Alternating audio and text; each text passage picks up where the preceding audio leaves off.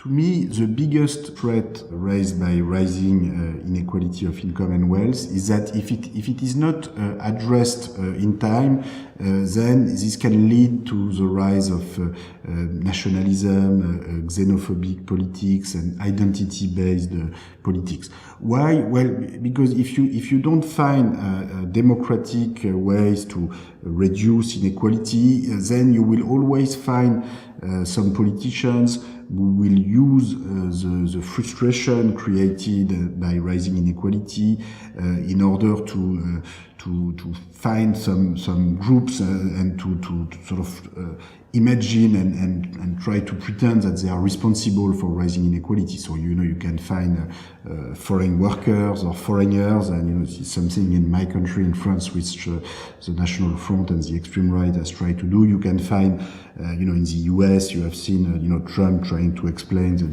the problem of the poor white was the poor black or the poor Latino or the poor Muslim or whatever.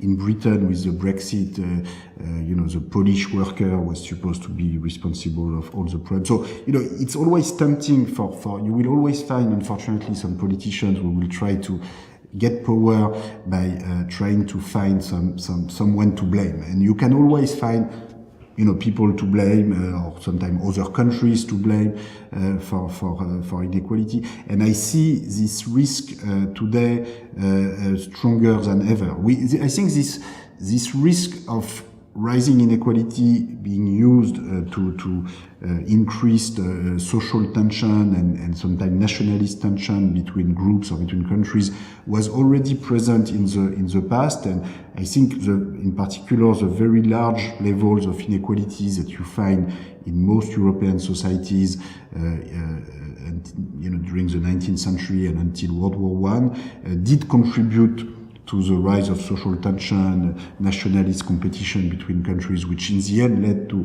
World War I. So today the context is very different. I'm not saying rising inequality is going to lead to the same kind of catastrophic events, but there is a risk, gradually, if we don't pay attention, that we move more and more to a situation where identity-based politics and xenophobic political discourse take strength. And I think it's not a coincidence if the two countries where we've seen the rise of Trump and Brexit in 2016 are also the two countries where rising inequality in the West was the strongest. So that's something that could happen elsewhere as well. And so I think this is, to me, really the biggest risk with rising inequality.